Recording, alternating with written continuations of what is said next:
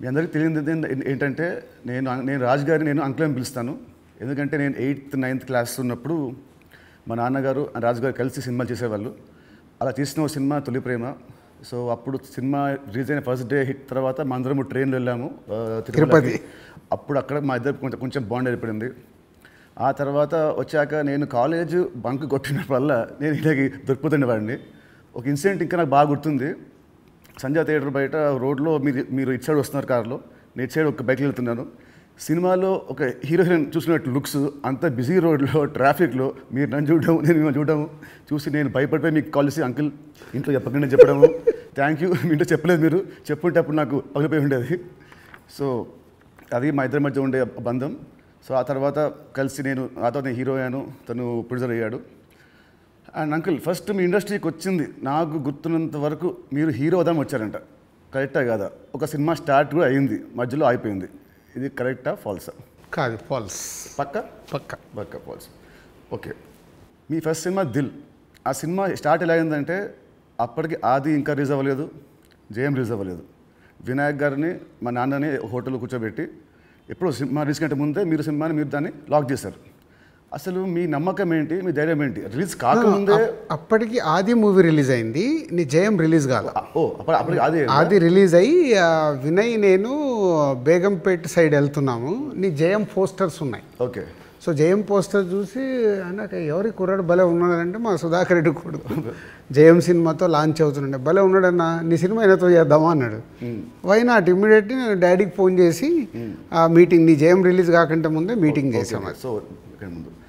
So Dil To మీ పేరు దిల్ రాజుగా అయింది. సో మీ ఫీలింగ్ ఏంటి? వినాయక్ గారు మేము మీకు ఇచ్చాం మా పేరు, లేదంటే మీ డబ్బులు పెట్టి మీరు మా హిట్ ఇచ్చారు కాబట్టి సొంత పేరు మీరు పెట్టుకున్నారా? అంటే జనాలు ఇచ్చారు అది.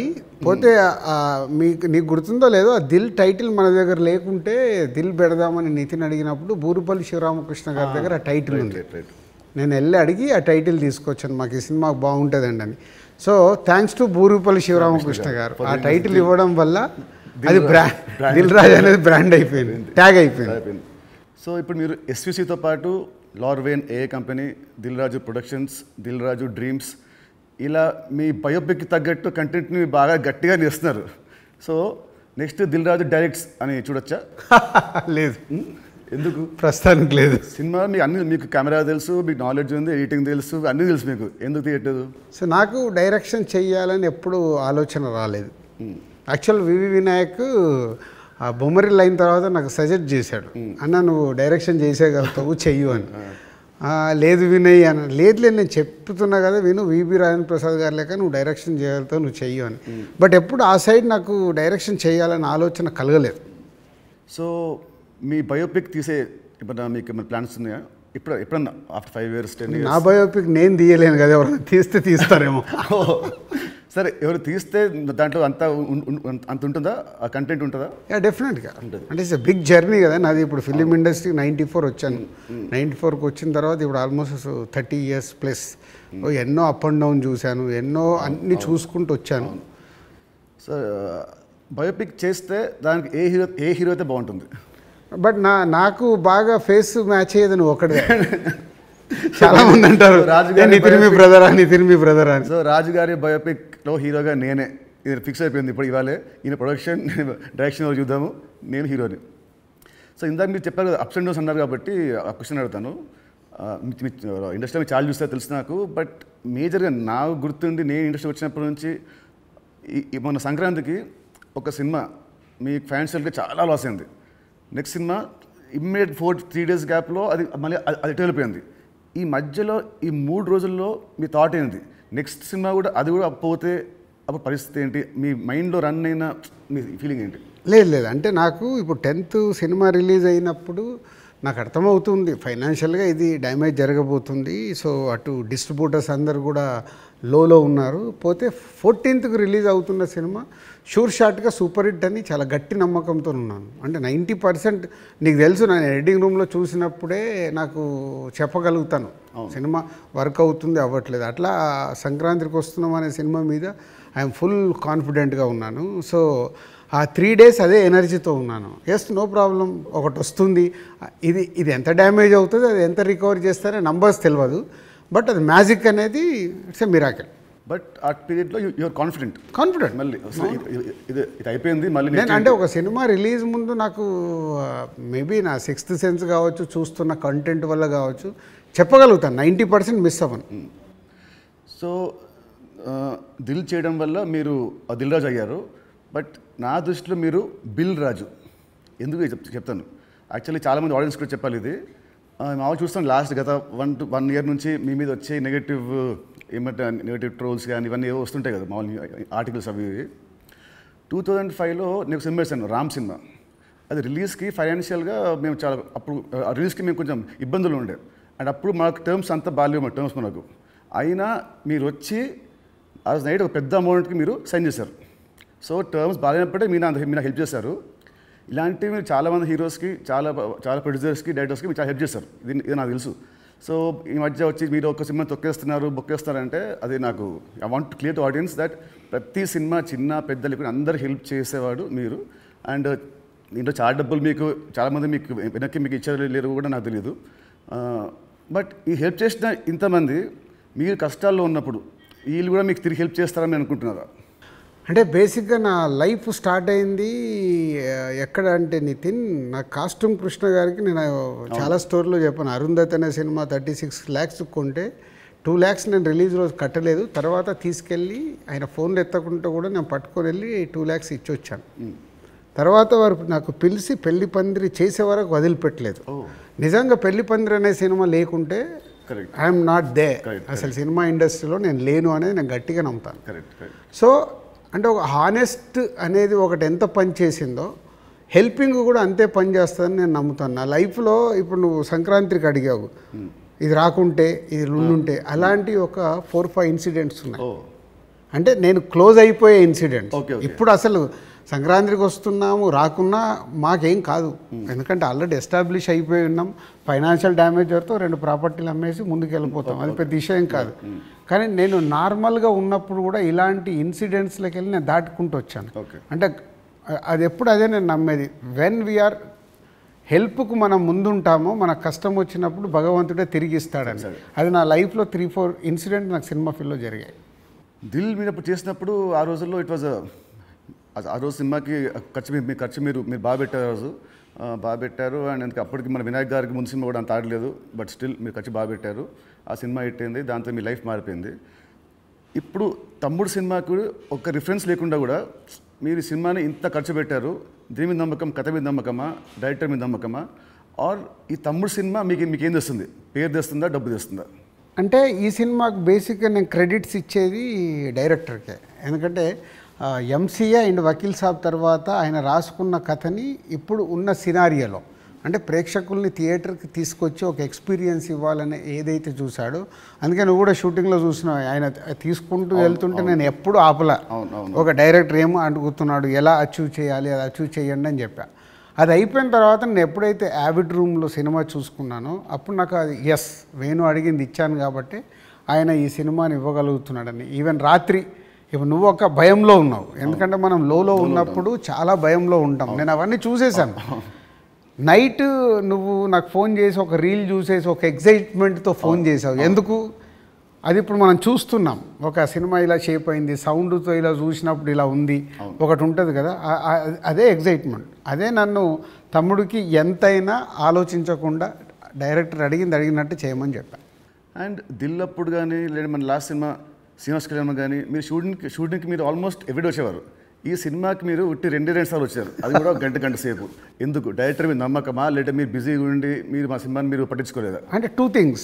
ఇప్పుడు అనిల్ రావిపూడి కానీ, వంశీ పైడిపల్లి కానీ, అలాగే ఇప్పుడు శ్రీరామ్ వేణు కానీ, అంటే నాతో వాళ్ళందరికీ big journey, number of movies చేస్తున్నాం. అంటే వాళ్ళ వేవ్ లెంత్ ఏంటో నాకు తెలుసు. సో తెలిసినప్పుడు నేను వాళ్ళ దాంట్లో నేను ఇంటర్ఫేర్ కాను.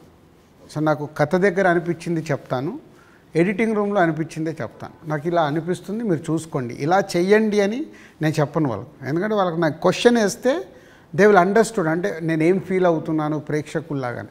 కొంతమంది దర్శకులతో ఇలా నాకు సింక్ అవుతుంది, అలా సింక్ అయిన వాళ్ళే వీళ్ళు. అందుకే వీళ్ళతో నంబర్ ఆఫ్ సినిమాలు చేసినా వాళ్ళు అది అవుట్పుట్ తెచ్చుకోవడానికి వాళ్ళే ఎక్కువ కష్టపడతారు, ఎందుకంటే వాళ్ళకు రిజల్ట్ కావాల్సిందే కదా.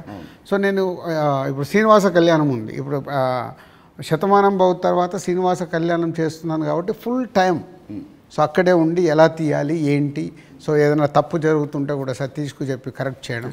సో అది నా ప్రాసెస్, ఏ సినిమాకు ఉండాలి ఏ సినిమాకు ఉండకూడదని నేను ముందే ఫిక్స్ అవుతాను. సో తమ్ముడు అనేది దిల్ రాజు సినిమానా లేదంటే వేణుశ్రీరామ్ సినిమా? వేణుశ్రీరామ్ సినిమా 100% మొత్తం ఇంటర్గ్రేట్. సో ఇంకోటి ఇప్పుడు మామూలుగా మిమ్మల్ని ఏం అడుగుతారు, ఇప్పుడున్న దిల్ రాజు పాత దిల్ రాజుకి ఏం చెప్తాడని అందరూ అడుగుతారు. నేను అడిగేదంటే అప్పుడున్న ఓన్లీ రాజు ఇప్పుడున్న దిల్ రాజుకి ఏం చెప్తాడు? అది 22 years జర్నీ. అంటే అంటే సినిమా అంటే దిల్లు సినిమా నీకు మనకు అండర్ ప్రొడక్షన్లో ఉన్నప్పుడు షూట్ జరుగుతున్నప్పుడు నీకు దుబాయ్లో సాంగ్ చేస్తుంటే సడన్గా బైక్ స్కిడ్ అయ్యి నీ కాలు పైన పడింది. కాలు పైన పడితే మధ్యాహ్నంకి వెళ్ళి షూటింగ్ ఆపేసాం. అది నాకు ఫస్ట్ ఫిలిం. షూటింగ్ ఆపేసిన తర్వాత చిన్న నీకు ఎయిర్లైన్ ఫ్రాక్చర్. వినాయక్ ఇక్కడ ఉన్నాడు, నెక్స్ట్ ఠాగూర్ సినిమాలో బిజీగా ఉన్నాడు. అన్న మీరు వెళ్ళి సాంగ్స్ తీసుకొని రండి అన్నాడు. నీకు ఎయిర్లైన్ ఫ్రాక్చర్ అయ్యి మన హోటల్కి వెళ్ళిన తర్వాత ఇంకా మనం నెక్స్ట్ డే షూటింగ్ చేయడానికి స్కోప్ లేదు, ప్యాకప్, అందరు రిటర్న్ వెళ్ళిపోవాలి. సో అప్పుడు లక్ష్మణ్ అంకులు శిరీష్ అంకులు టెన్షన్లో ఉన్నారు, నేనేమో వెళ్ళిపోయి పడుకున్నాను.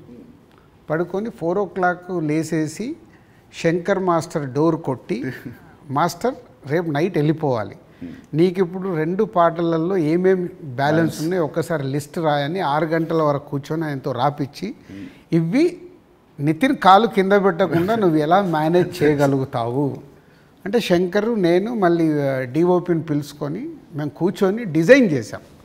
డిజైన్ చేసి మీకు చెప్తే మీరు అందరూ ఏంటి షూటింగ్ ఉందా ఎలా చేస్తారు అంటే ఇలా చేయబోతున్నాం, విల్ ఫినిష్ నెక్స్ట్ 2 days అని నీ కాలు కింద పెట్టనివ్వకుండా 2 రోజులు షూటింగ్ చేయించా కూర్చొని స్టాండింగ్.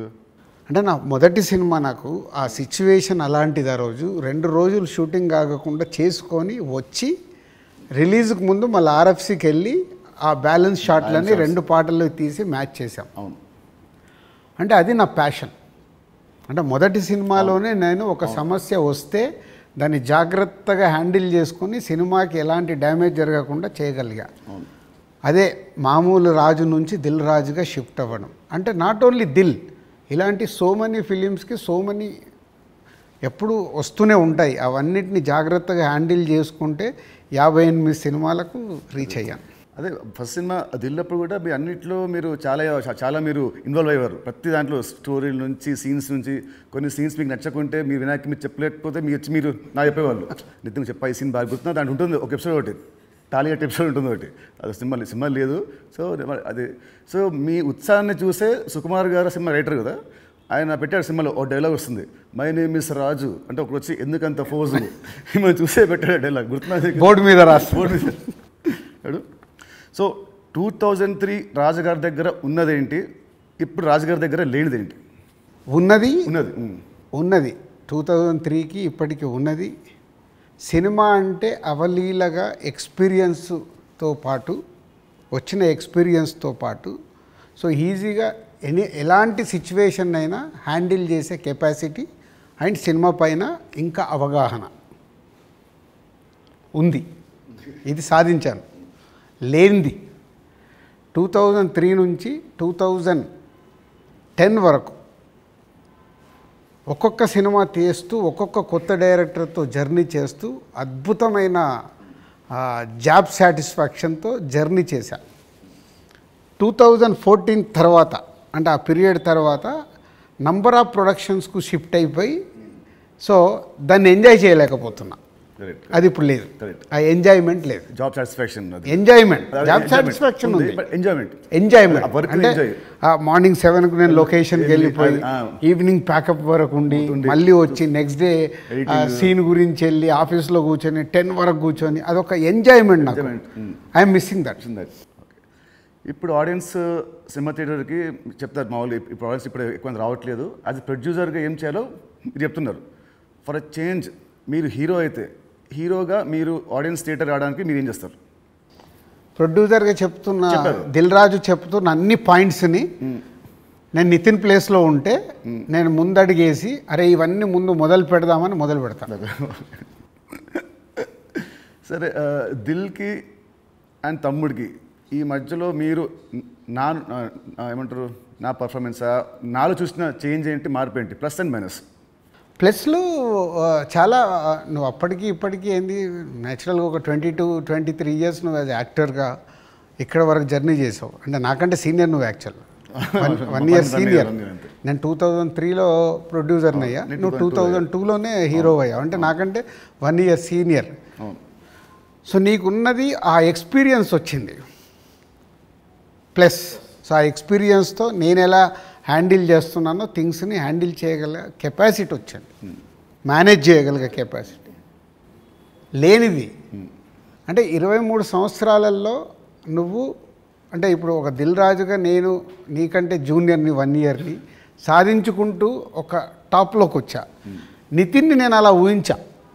నేను దిల్ సినిమా చేస్తున్నప్పుడు, ఆర్యా సినిమా చేస్తున్నప్పుడు బన్నీని, దిల్ సినిమా చేస్తున్నప్పుడు నిన్ను, అంటే వీళ్ళు నాకు ఫ్యూచర్ స్టార్స్ అని ఊహించా. కానీ నువ్వు ఆ మార్క్ అచీవ్ చేయలేకపోయావు, నువ్వు కోల్పోయింది అదే అనేది నా ఫీలింగ్. ఇప్పుడు తమ్ముడితో నాకు మళ్ళీ వస్తుందనుకుంటారా ఆ పూర్వ వైభవం? తమ్ముడితో సక్సెస్ఫుల్ హీరోగా వస్తావు, కానీ ఇది సరిపోదు. ఎల్లమ్మతో కొట్టాలి. సో దిల్కి సీక్వెల్ చేసే ప్లాన్ ఏమైనా ఉందా? ఎందుకంటే అదొక మంచి బ్రాండ్ వాల్యూ. మళ్ళీ వినాయక్ గారితో నాతోని దిల్ పార్ట్ 2 అంటే అప్పుడు ఫాదర్ క్యారెక్టర్ నువ్వు వేయాలి, కొడుకు క్యారెక్టర్ నువ్వు వేయాలి. ఉంది కదా, ఇలాగ సినిమాలో ఉంది కదా, ఇచ్చాం కదా మనం లీడ్. కరెక్ట్, సినిమాలో మనకు లీడ్ ఉంది, మనకు సినిమా లీడ్ ఉంటుంది. అది వేసుకొని లాస్ట్ సీన్ అదే ఉంటుంది, ప్రకాష్ రాజ్ గారిది ఫోటో మీదకి వెళ్ళి రివీల్ చేస్తే అలా చేయాలి. అప్పుడు 1 వర్డ్ ఆన్సర్స్ కావాలి. 1 వర్డ్ ఆర్ 2 వర్డ్స్, మీ ఇష్టం. 1-2 వర్డ్స్ ఆన్సర్స్. మీకు చెప్తాను కొన్ని పేరు వినగానే మీకు వచ్చే ఫస్ట్ మీ థాట్స్. పవన్ కళ్యాణ్ గారు is my star. Mahesh Babu గారు. మహేష్ గారు మా ఇద్దరికి ఒక తెలువని అండర్లింక్ ఉంటుంది. ప్రభాస్ గారు ఈజ్ మై డార్లింగ్. ఎన్టీఆర్ గారు. మై నాన్న. నాన్న అని పిలుస్తాను నేను.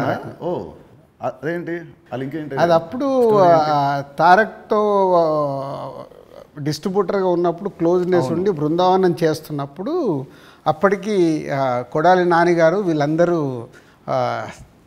తారక్తో ఉండేవాళ్ళు. వాళ్ళందరూ నాన్న నాన్న అని పిలిస్తే నాకు అది ముద్దుగా అనిపించేది. అంటే నాకు ఈ అవకాశం ఉంది కదా అని అప్పటి నుంచి నేను కంటిన్యూ. తారక్ నన్ను అన్న అంటాడు, నేను నాన్న అంటాడు. బాగుంది. చరణ్ గారు. His megastar son. సో ఒక సినిమా అంటే ప్యాషన్గా మెగాస్టార్ సన్ అయినా ఎదుగుతూ వచ్చిన is a star hero. Allu Arjun గారు. Bunny is my brother. Next Sirish Reddy గారు. శిరీష్ అందరికీ తెలిసింది మై బ్రదర్. పోతే మా ఇద్దరికి సినిమా దాంట్లో ఎప్పుడు ఒక కాన్ఫ్లిక్ట్లో ఉంటాం. అవునా? ఓకే. అంటే ఆలోచన విధానంలో కాన్ఫ్లిక్ట్గా మాట్లాడుతుంటాం, బట్ కన్క్లూడ్ చేస్తాం, రిజల్ట్ ఉంటుంది మాకు. About Venu Sriram. Venu is my boy. Thammudu సినిమాని 3 ముక్కలు చెప్పాలంటే Thammudu, what is Thammudu for you?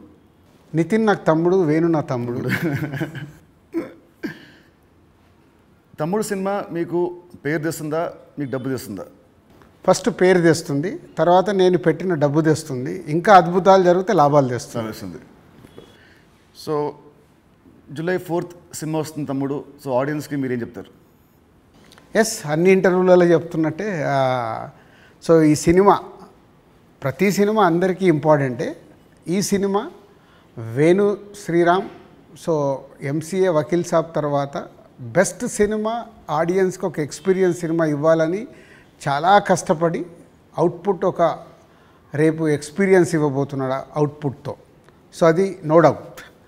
So Dil రాజుగా నాకు సంక్రాంతికి వస్తున్నాం ఒక బ్లాక్ బస్టర్ అయితే, దాని తర్వాత మా బ్యానర్ నుంచి వస్తున్న వెంకటేశ్వర క్రియేషన్ నుంచి వస్తున్న ఒక మంచి సినిమాతో దిల్ రాజు మీ ముందుకు తీసుకొస్తున్నాడు ఈ సినిమాని. ఇది నాకు సక్సెస్తో పాటు ఒక ఎనర్జీని ఇస్తుంది.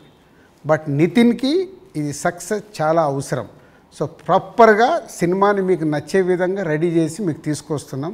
July 4th మీరు థియేటర్కి రండి, ఫ్యామిలీస్తో వచ్చి మీరు ఎంజాయ్ చేస్తారు సినిమా, అది నా ప్రామిస్.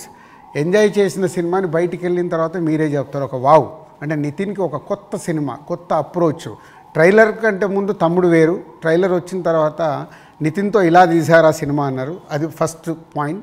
అలాగే తమ్ముడు అని టైటిల్ పెట్టుకొని ఏ సర్టిఫికేట్ తీసుకున్న దిల్ రాజు, సో ఇది సెకండ్ పాయింట్. అంటే థియేటర్ ఎక్స్పీరియన్స్ కోసం కాంప్రమైజ్ అవ్వకుండా ఏ సర్టిఫికేట్ కూడా తీసుకున్నాము. యూఏ సెన్సార్ వాళ్ళు కొంచెం లెంత్ తగ్గించుకొని యూఏ తీసుకోండి అన్న కానీ ఏ సర్టిఫికేట్ తీసుకోవడానికి థియేటర్లో ఎక్స్పీరియన్స్ మిస్ అవ్వకూడదు. ఏదైతే డైరెక్టర్ అనుకున్నాడో, నితిన్ ద్వారా ఏదైతే మీకు అందివ్వాలనుకున్నాడో, నితిన్ చుట్టూ ఒక 5 ఉమెన్ని పెట్టి ఒక కాన్సెప్ట్ ఫిలింగా 80% ఆఫ్ ద ఫిలిం మీకు ఫారెస్ట్లో ఉంటుంది. ఇది 24 అవర్స్లో జరిగే కథ. ఒక ఎక్స్పీరియన్స్ మట్టుకు డెఫినెట్గా ఈ సినిమాతో పొందుతారు. Please come and watch in theatres from July 4th. తమ్ముడు సినిమా ఉంది. తమ్ముడు సినిమా రిలీజ్ కాకముందే మీరు నాకు ఎల్లమ్మ అనే ఒక కథ వినిపించారు. మామూలు ఇండస్ట్రీలో ఉంటుంది, ఈ సినిమా హిట్ అయితే నెక్స్ట్ సినిమా చేస్తాము అని ఉంటుంది. మీకు ఏంటి మళ్ళీ మీ మైండ్ సెట్ ఈ సినిమా రిజల్ట్తో సంబంధం లేకుండా నాతో నెక్స్ట్ సినిమా చేస్తున్నారు, ఇమీడియట్ సినిమా? సేమ్ నాకు సుబ్రహ్మణ్యం ఫర్ సేల్ జరుగుతుంది తేజుతో. అనిల్ రావిపూడి పటాస్ రిలీజ్ అయింది. పిలిచి అనిల్ని సినిమా చేస్తా అన్నప్పుడు సుబ్రహ్మణ్యం ఫర్ సేల్లో ఒక సాంగ్ చూపించి ఈ హీరోతో సినిమా చేద్దామని చెప్పా. అప్పటికే పిల్ల నువ్వు లేని జీవితం చేశాం గీత వాళ్ళతో కలిపి. సో సుబ్రహ్మణ్యం ఫర్ సేల్ సినిమా హిట్ అవ్వబోతుందని నాకు అర్థమైంది. నాకు అర్థమై వైనాట్ అంటే పటాస్ పెద్ద హిట్ అయింది. సుబ్రహ్మణ్యం ఫర్ సేల్ హిట్ అయినప్పుడు వాళ్ళిద్దరు కలిస్తే సుప్రీం అయింది. సో ఇది అలాగే తమ్ముడుతో నితిన్కి మళ్ళీ సక్సెస్ వస్తుంది. బలగంతో ఆల్రెడీ వేణు సక్సెస్ కొట్టాడు. వీళ్ళిద్దరు కలిస్తే ఎల్లమ్మ అద్భుతంగా ఉంటుందని నా విజన్. ఓకే, మీ విజన్ మనస్ఫూర్తిగా అవ్వాలని కోరుకుంటున్నాను. Thank you uncle, thank you so much. Thank you.